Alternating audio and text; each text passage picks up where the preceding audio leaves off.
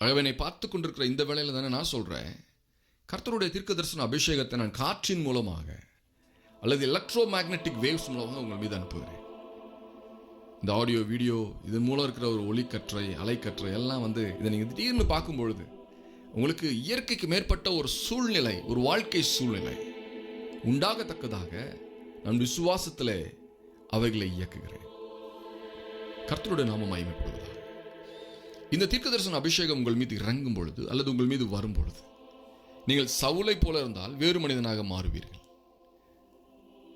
அதே போல தாவீதை போல கர்த்தருக்காக நான் எதையாவது செய்ய வேண்டும் என்று நினைப்பீர்களே, ஆனால் கர்த்தர் பெரிய காரியங்களை உங்களை வைத்து செய்து ராஜாக்களை உண்டாக்கத்தக்கதாக ஒரு அபிஷேகத்தை உங்கள் கரத்திலே கொடுத்து ஆசீர்வதிப்பார்.